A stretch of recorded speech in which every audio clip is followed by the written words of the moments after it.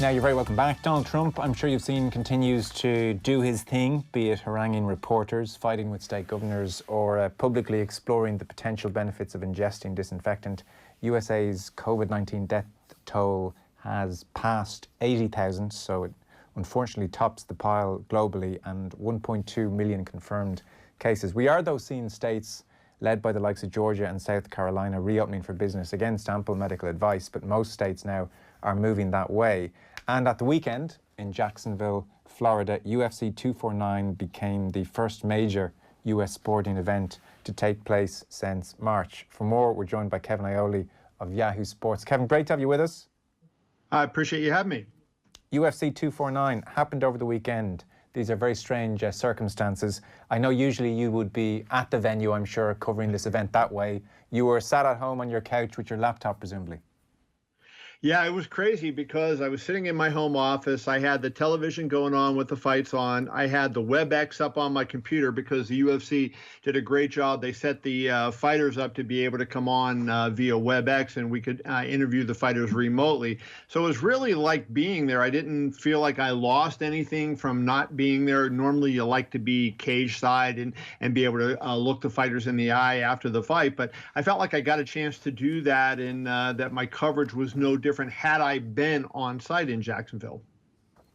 I'm sure some people feel this is premature, but it has the, well, seal of approval from the president, amongst others. Nothing is apolitical these days. So here's a quick video, just have a listen for people who haven't heard it at home. Quick video of Donald Trump. This was played at a UFC press conference. I'm standing in a very important spot, right outside the Oval Office, and you're looking at the White House behind me. And it's an honor to be here, and it's an honor to salute you. And I want to congratulate Dana White and the UFC. They're going to have a big match. We love it. We think it's important. Get the sports leagues back. Let's play. You do the social distancing and whatever else you have to do. But we need sports. We want our sports back. And congratulations to Dana White, UFC. Big thumbs up. I mean, Donald Trump, for obvious reasons this year, wants to get things back to normal as soon as possible. How much criticism has gone the way of the UFC at the moment? You know, it was more when they were trying to go on April 18th. Originally, the fight that was Khabib Nurmagomedov against Tony Ferguson was scheduled on April 18th. They went from Brooklyn, when they couldn't go in New York, to try to go to Indian Reservation in California. And there was a lot of criticism, including from myself at that point, because it was almost like they were running away and trying to hide so that they couldn't be, so that they were unable to be. I'm sorry about that. You're okay. That they couldn't be regulated by the government. And so now...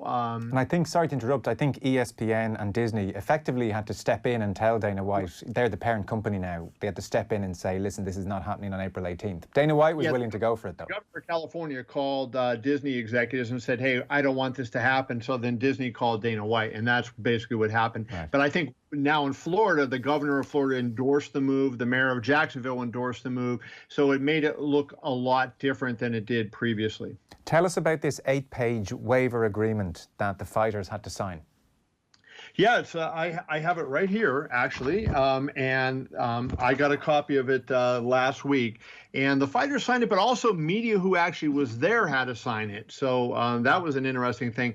And basically, the controversy was where it said if you disparage or defame the UFC, there was an anti-disparagement clause that you could lose your entire purse. And, you know, that didn't sit well with a lot of people, including myself. You know, why are fighters, when I talked to Dana White about it right before the event happened, I called him on his cell phone. And he said, if somebody says something that's true, like, hey, I think that the UFC, you know, this is kind of crazy in the way they're doing this, they don't have any problem. But he said that if they say something like, I didn't get tested and nobody's being tested and it's all a lie, then you're open. But that actually did not say that in the contract. No. So the problem was, you know, the UFC was saying one thing and the written word said another thing. That was really the issue there. Yeah, so Dana White can tell you something over the phone, but frankly, if I'm a fighter and in my contract it says any disparagement means I could lose all the money I'm getting, then I'm not going to say anything, regardless of how well or otherwise I'm treated. That's the reality. Exactly. And it was interesting that Jacare Souza and his two cornermen, a Brazilian fighter, he tested positive on the eve of his fight, on the eve of UFC 249. And that's great that he was tested. It was great that it was caught. But there was video footage later deleted of Souza in the hotel, very close to other fighters, very close to lots of people who I'm sure were concerned with UFC 249 in various ways. And social distancing was not in effect. And that was just one 15-second video. Yeah, I think that was the problem. If people have asked me what kind of grade do I give them for the show that they did last week, and I think they get a B for that. I mean, the show was a great show when you just look straight at the fight, but the problem existed when Jacare showed up. So what they did with every athlete and every person that came in, you didn't actually even get into the hotel. The doctor met you in the parking lot and did a little interview with you and a temperature test and those kind of things before you actually got inside. And when Jacare got there, he told them that he thought someone in his family might have had COVID-19. I'm not quite sure why they didn't tell him to turn around and go back right at that point and not even let him inside. But they let him in and they tested him that day and he tested negative. But they tested him multiple times and he ended up testing positive on the Friday before the fight. But he went to the weigh-in. So, of course, if he was going to fight, he had to weigh in. But they didn't need to make it a media event and have him taking pictures and that type of thing. And he fist bumped with Dana White, who then turned around and was touching other athletes after he touched Jacare. And that was, I think, where the weakness on that particular show was. So I think that's something that, hey, if they get somebody today that tests positive, it's going to be handled differently. So I think that was, to my mind, that was their big weakness, that even though they said they were going to require social distancing, it wasn't enforced as well as it should have been. And it's a massive weakness, isn't it, Kevin? Because we're talking about such a serious issue. So Souza arrives from Brazil and he says, I think somebody in my family may have this. At that point, as you rightly say, it's very clear what should happen. Well, listen, we're sorry, and we'll do this again at UFC 250 or whenever you get the all clear. But you can't come into the building, let alone be fist pumping people and right up again, next to them. And so publicly, they can talk about, well, we're doing all the right things. But invariably here, when you get into the nitty-gritty and you see the behind-the-scenes footage and the cameras, you realise that actually there are huge question marks over this whole enterprise, and that is the reality. Yeah, I think one of the problems is, too, not everybody is educated about it as everybody else. Yeah. And so, you see your friend and you want to go up to him and you want to embrace him, you want to talk to him. And that's what happened with Fabricio Verdum. And, so he and Jacare are together. Now, I'm assuming that Verdum is going to be repeatedly tested since, the two of them were embracing and were so close together in that video that Verdum took and posted on his Instagram story. I think that's the problem. I think when they're going to do this, they have to account for those kind of things and really make sure that they make it clear and enforce that. There was a group of about 8 or 10 people that were in the hallway in that hotel. The UFC had taken over the hotel, so only people who were connected with the fights were working, were at the hotel. But still, I think they had to have somebody around at all times to say, move along, don't stop, and don't linger, let alone let him in. Now, I should just say this too, Joe. Jacare, he's from Brazil, but he lived in Orlando, so he had come from Orlando to Jacksonville, and he drove up. So it was a little bit different, and he could have turned around and driven right back to Orlando because it's not that long of a drive. Yeah, it speaks of the prevalent mood, to be honest, because even Joe Rogan, and I'm a big Joe Rogan fan, listen to his podcast, thoroughly thoughtful, interesting interviewer, but he does the post-fight interviews people will know after fights. And initially the UFC had said that these interviews would happen remotely. Fighter would go to an area and put on a headset and do the interview, presumably again with Rogan from there. But instead, Rogan congratulates Gaethje. We'll talk about the Tony Ferguson fight, but congratulates him and I think extends his hand for a shake, and Gaethje hesitates, says something to Rogan, who's caught on mic, I was reading, saying, I don't care, and then the two shook hands. And then Rogan was asked about this on SportsCenter. What's going on here? This is a crazy way to act under the circumstances. And Rogan said he didn't want the interactions to be impersonal. He said, it didn't make any sense to me if everybody's been tested and everybody's clean, no one has the disease. I've been tested, they've been tested, I want to see them.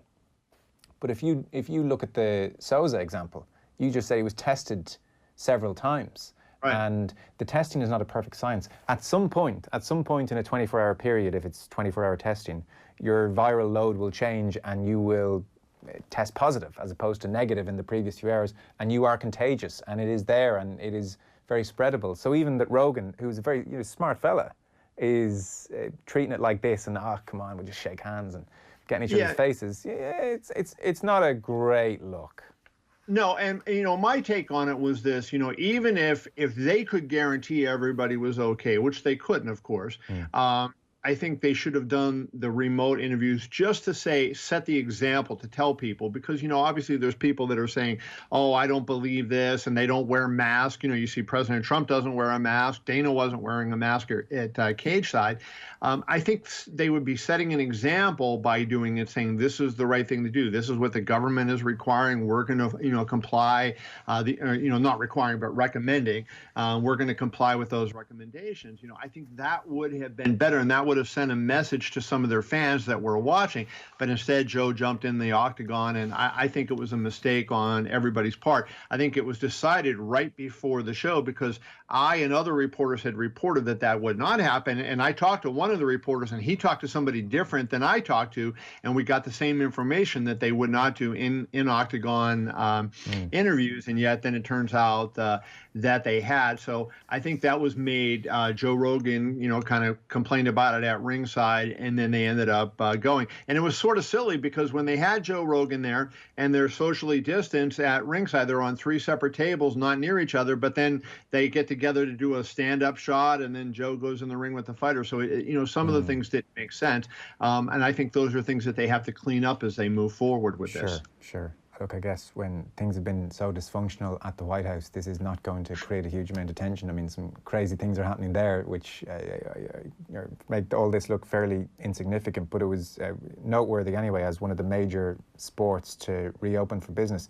As for the quote-unquote product itself, Kevin, you watching at home, I watched some of the Ferguson-Gaethje fight. Certainly the no crowd there is strange. I mean, I would liken the atmosphere to when you're watching combat discipline at the Olympics, which isn't overly well attended. You can hear everything and the shouts echo, but I guess pretty quickly it normalizes. Yeah, you know what I thought? I said this to somebody after the fights were over. I kind of felt like the more invested you were in a particular fight, the less you notice the fact that it was in an empty arena. So the main event, most people were really into the main event. They couldn't wait to see it. And so you didn't notice, the strange nature, because you were so focused on the fight itself. Early on in the prelims, when maybe people didn't know who the fighters were, or they didn't really care one way or the other, that's what they were looking to. Their focus was changed. But I kind of felt like as the fight went on, and they were fights that we had in personal investment in, because we had followed these fighters' careers, and you knew the significance of the match they were in, then it didn't matter quite as much. And I felt like it was a lot more normal as the fights went on. One of the kind of brilliant things was that without the crowd, some of the fighters could hear the commentary. Like I saw Greg Hardy. Greg Hardy was saying that he heard the advice of Daniel Cormier, who was on commentary. He said, thank God for not having the crowd in his post-fight interview. Shout out to DC. I heard him tell me to check him, so I started trying to check him. It was a game changer. And then Carla Esparza, she won her fight. Yeah, she said she heard Cormier's criticisms of her, and so she started to change her strategy during the fight. Yeah, I mean, it's amazing. I don't know how they fix that, right? Because even if they put the fighters back, I mean, guys like DC has a pretty loud, booming voice, and it's going to project in an empty arena like that. So I don't know how they solve that. But yeah, Daniel was kind of not only announcing, but he was coaching for a number of fighters. The headline fight was Justin Gaethje beating Tony Ferguson. So he's won the UFC interim lightweight title. Khabib, this was meant to be Ferguson against Khabib, but he stayed in Russia quarantining. So has Gaethje crashed the party a little bit here? Was this massive surprise?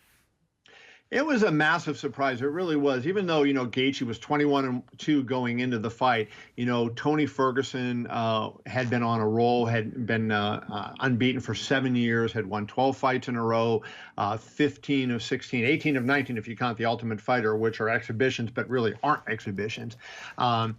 And so he had just, been just rolling through the best in that division. And I think everybody thought he was going to beat Gaethje, who kind of was a reckless fighter at times and would go on to the fight with Khabib. Surprise, surprise, Gaethje was managed to make the adjustment, and he realized, hey, I'm not going to just go blaring in there and firing without thinking about what I'm doing. And he kind of, fought with a lot more composure and poise. And as a result, he performed much better. He didn't throw one jab in the fight, and yet he connected with 72% of his punches, according to Fight Metric, which was remarkable. And what happens now? Dana said that he is looking at having Gaethje versus Khabib on Fight Island if things don't return to normal quickly. I think that they'll fight sometime, in the August-September timeframe. That we'll see that happen. So you'll see those two. Conor McGregor has been making noise, of course, that he wanted to fight Gaethje, and he had a Twitter eruption yesterday. But I don't think he's in that mix right now. Nor should he be, honestly. I mean, we got to get the title unified, and then he could step up and fight the next person. So I think they'll have another fight for Conor, and Gaethje and Khabib will fight each other for the unified title. Okay, and just one last question, Kevin, and we are into the realm of the unknown here, but obviously we're seeing different approaches in different states around the US. I mean, as I mentioned at the outset, Georgia, very quick to get back to business despite lots of medical advice saying it's too soon. Other states are hanging right back. Somewhere very soon, some states going to say, well, we can have crowds at fights. Do you suspect UFC will go to those venues, or will it, do you suspect it will all become very accustomed to behind closed doors? Or how's this going to play out, do you think? Because there is such a disparate approach right across the states. Yeah. I think the UFC will wait on the crowds. I mean, Dana had said to me, I did an interview with him on camera a couple of weeks ago, and he said, I've already budgeted for no gates for a long time. So I don't think that that's going to be one thing. They want to get to Apex, the facility. For people who don't know, they built an arena up on their campus. It has 2,500, and it's a full production facility, and they want to get up there and have all the shows there. And that'll be easy for them to do. It'll be easy for them to control things, unlike what happened in Jacksonville. So that's really what they want to do. I don't think they're going to have crowds and for a long time, and it would not shock me if they didn't have a crowd for the rest of the year. Okay, so you get to keep the feet up and stay at home. Is that the plan? That's what I'll be out doing. It'll be a little weird, but I think I'll get used to that. Okay, Kevin Iole. You can read Kevin's work at Yahoo Sports. Thanks, Kevin. Appreciate it, Joe. Thank you. Off the Ball on News Talk.